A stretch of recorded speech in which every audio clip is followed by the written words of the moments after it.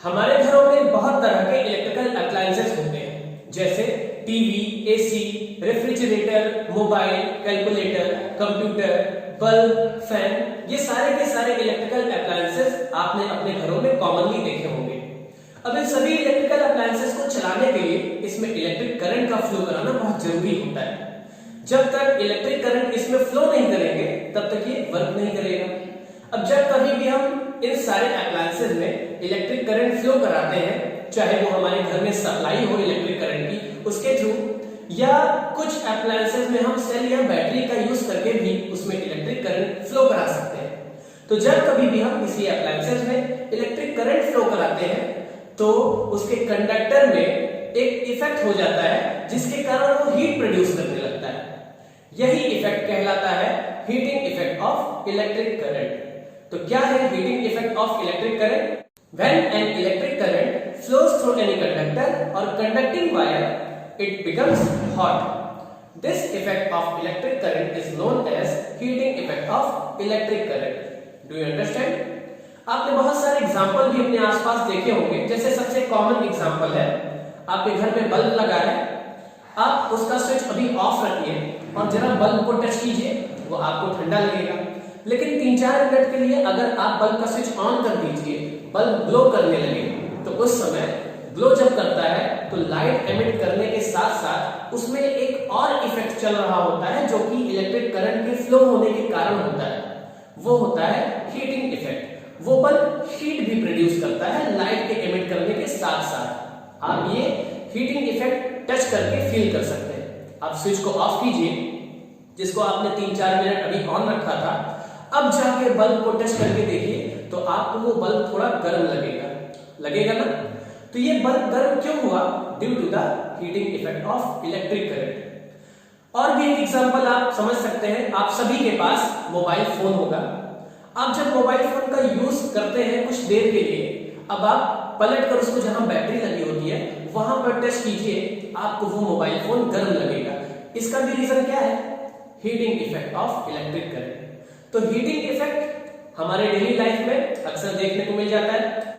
Heating effect कभी कभी हमारे लिए एडवांटेज का काम करता है, तो कुछ केसेस में हीटिंग इफेक्ट के कारण हमें कुछ डिसएडवांटेज भी झेलने पड़ते हैं। क्या क्या एडवांटेज है और क्या क्या डिसएडवांटेज है? तो बहुत सारे अप्लायंसेस इसी प्रिंसिपल पर ही वर्क करते हैं, हीटिंग इफेक्ट पर ही वर्क करते हैं। जैसे इलेक्ट्रिक बल्ब, ये है एक इलेक्ट्रिक बल्ब। आइए समझते हैं इसका कंस्ट्रक्शन। जो इस इलेक्ट्रिक बल्ब का अपर पार्ट है वो ग्लास का बना होता है और इसको कहते हैं हम ग्लास कवर, और नीचे के पार्ट को हम कहते हैं कैप, और इसी पार्ट के थ्रू हम इसको होल्डर में फिट करते हैं। इस कैप से 2 कॉपर वायर निकल कर आते हैं जिनको हम इलेक्ट्रोड्स बोलते हैं। इन दोनों इलेक्ट्रोड्स में से एक का नाम एनोड होता है तो दूसरे को हम कैथोड कहते हैं। ये दोनों आपको दिख रहे हैं, ये कॉपर वायर का बना होता है। अब इस दोनों कॉपर वायर का कनेक्शन एक और वायर जिसको हम फिलामेंट बोलते हैं उससे कर देते हैं। ये फिलामेंट एक इलेक्ट्रिक बल्ब में टंगस्टन का बना होता है। टंगस्टन भी एक तरह का एलिमेंट होता है जिसका यूज हम इलेक्ट्रिक बल्ब में करते हैं। अब क्यों टंगस्टन ही लगाया जाता है, इसकी कुछ खास बात है। पहली बात, टंगस्टन का मेल्टिंग पॉइंट बहुत हाई होता है। It has very high melting point. तो मेल्टिंग पॉइंट हाई होने के कारण ये बहुत ज्यादा टेम्परेचर को भी झेल सकता है और जल्दी से मेल्ट नहीं होता। एक और खास बात है इसकी, वो क्या है? जब कभी इलेक्ट्रिक करंट इस टंगस्टन से पास होती है, इसमें फ्लो होती है, तो ये बहुत जल्दी ग्लो करने लगता है। ठीक है, तो इन दोनों खास बात के होने के कारण टंगस्टन का यूज हम इलेक्ट्रिक बल्ब में करते हैं। जब कभी भी एक इलेक्ट्रिक बल्ब का कनेक्शन किसी एक सप्लाई से कर दिया जाता है तो टंगस्टन में इलेक्ट्रिक करंट फ्लो होने के कारण ये बहुत जल्दी ग्लो करने लगता है, और क्योंकि आपको पता है कि इसका मेल्टिंग पॉइंट बहुत हाई है तो जल्दी गर्म हो जाता है, लेकिन ये टूटता या गलता नहीं है, मेल्ट नहीं होता, क्योंकि इसका मेल्टिंग पॉइंट बहुत हाई है। तो यही रीजन है इतनी ज्यादा मात्रा में इलेक्ट्रिक बल्ब ग्लो करता है और हमें लाइट देता है। इलेक्ट्रिक बल्ब के ग्लास कवर के अंदर वाला पार्ट, ये जो आपको खाली पोर्शन दिख रहा है, इसमें हम नॉर्मल एयर फिल नहीं करते हैं। ये नॉर्मल एयर जिसमें हम सांस ले रहे होते हैं, क्योंकि इसमें ऑक्सीजन की मात्रा होती है, ऑक्सीजन O2 गैस। और अगर ये नॉर्मल एयर हम अंदर फिल करते हैं तो क्योंकि आपको पता है कि टंगस्टन बहुत ज्यादा ग्लो करता है या बहुत ज्यादा गर्म हो जाता है, तो अगर बहुत ज्यादा मात्रा में गर्म हो जाएगा तो ऑक्सीजन के साथ रिएक्शन करके इसका ऑक्साइड बनाएगा और वो बहुत जल्दी ब्रेक हो सकता है बीच से, ये ब्रेक हो सकता है। अब अगर ब्रेक हो गया तो इलेक्ट्रिक करंट इसमें पास नहीं होगी और बल्ब ग्लो नहीं करेगा। तो ऐसा रिएक्शन ना हो, ऑक्सीजन के साथ ये रिएक्ट ना करे, इसके लिए हम इसमें नॉर्मल गैस नहीं भरते हैं, कुछ ऐसी गैसेस भर देते हैं जिसका रिएक्शन इसके साथ हो ही ना। तो कौन सी ऐसी गैसें हैं? उनको हम इनर्ट गैसेस कहते हैं। ऐसी गैसें जो किसी के साथ रिएक्शन नहीं करती हैं, इनर्ट गैसेस कहलाती हैं। तो उनको हम इसके अंदर फिल करते हैं, जिससे अंदर कोई रिएक्शन नहीं होता है और जैसे के तैसे ये फिलामेंट जो कि टंगस्टन का बना है वो बना रहता है। अब इनर्ट गैसेस में हीलियम, नियॉन, आर्गन, कोई भी गैसेस हम इसमें फिल कर सकते हैं। अब इसी प्रिंसिपल पर और भी बहुत सारे अप्लायंसेस वर्क करते हैं, जैसे कि electric heater, electric geyser, electric iron. तो ये सारे एग्जांपल्स भी आप देख सकते हैं जो कि वर्क करते हैं heating effect of electric current पर। अब इन सब में जो एलिमेंट होता है वो हम प्योर मेटल का नहीं लेते हैं, एलॉय का लेते हैं, एलॉय का। तो इस तरह से हम देख सकते हैं कि इतने सारे अप्लायंसेस को चलाने में हीटिंग इफेक्ट हमारे लिए बहुत सारा एडवांटेज का काम करता है। Heating effect of electric current पर बेस्ड एक और डिवाइस है जो हमारी लाइफ में बहुत ज्यादा यूजफुल है, उसका नाम है फ्यूज। आपने फ्यूज नाम सुना होगा, हमारे घर में लगाया जाता है। क्या है ये फ्यूज?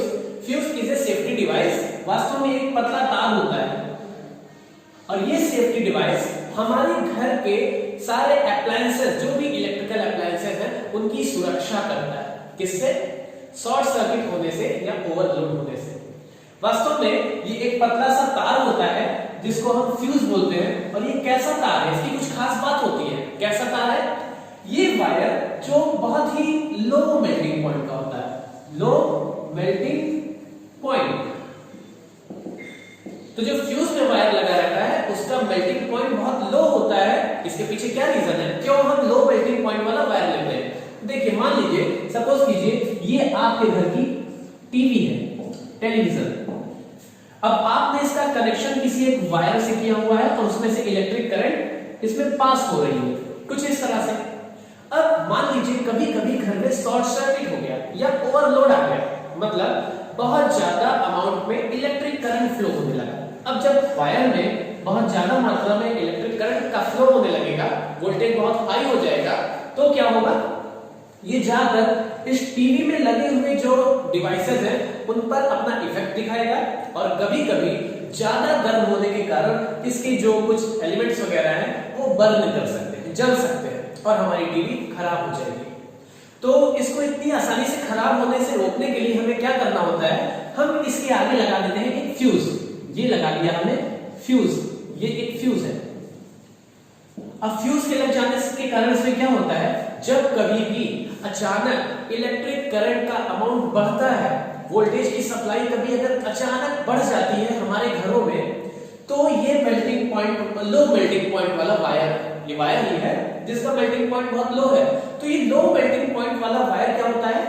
गल जाता है, बीच से ब्रेक हो जाता है, टूट जाता है और इलेक्ट्रिक करंट की सप्लाई को आगे बढ़ने से रोक देता है। अब इलेक्ट्रिक करंट आगे नहीं जा पाता है, तो क्योंकि इलेक्ट्रिक करंट आगे जाएगा नहीं, तो हमारे घर की जो अप्लायंसेस है वो सेफ बची रहेगी।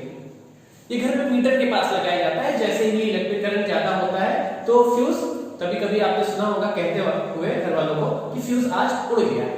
तो यही होता है कि फ्यूज जो वास्तव में जो पतला सा तार होता है वो मेल्ट कर जाता है और वायर ब्रेक कर जाता है। तो इस तरह हमारे घर के अप्लायंसेस की सुरक्षा होती है। खुद बलिदान होकर ये हमारे घर के सारे अप्लायंसेस को बचा लेता है। As a soldier, great soldier ये वर्क करता है, खुद चला जाता है और सबको बचा लेता है। तो फ्यूज हमारे घरों के लिए बहुत ज्यादा इंपॉर्टेंट है। वैसे अब तो फ्यूज की जगह पर एक और डिवाइस यूज होने लगा है, उसको हम कहते हैं MCB, मिनिएचर सर्किट ब्रेकर। इसका फुल फॉर्म है मिनिएचर सर्किट ब्रेकर। ये अपने आप सर्किट को ब्रेक कर देता है जब कभी भी ओवरलोडिंग या शॉर्ट सर्किट की कंडीशन होती है। तो कट ऑफ नीचे गिर जाता है, आगे सप्लाई जानी बंद हो जाती है, इलेक्ट्रिक करंट का फ्लो आगे नहीं हो पाता है। तो इस तरह हमारे घर के जो महंगे महंगे अप्लायंसेस है उनकी सुरक्षा होती है। अब जहां पर हीटिंग इफेक्ट का एडवांटेज है तो वहीं कुछ डिसएडवांटेज भी है। क्या क्या डिसएडवांटेज है?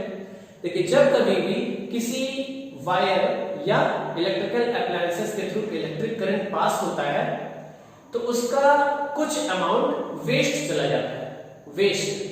और यही वेस्ट जो बाहर निकलता है तो due to the law of conservation of energy ये जो वेस्ट निकलता है ये हीट के फॉर्म में बाहर निकलने लगता है। ये जो एनर्जी का लॉस हुआ वो किस फॉर्म में? हीट के फॉर्म में बाहर निकलने लगता है। जैसे इलेक्ट्रिक बल्ब जल रहा है, अब इलेक्ट्रिक बल्ब के जलने के कारण तो हमें जो यूजफुल चीज है वो है लाइट, उसको हमें चाहिए, लाइट हमारे लिए जरूरी है। लेकिन क्योंकि लाइट के साथ साथ उसमें कुछ एनर्जी का लॉस हो जा रहा है तो वो हीट के फॉर्म में बाहर निकलने लगता है, जो कि हमारे लिए बहुत यूजफुल नहीं है। तो आप समझ गए होंगे heating effect of electric current.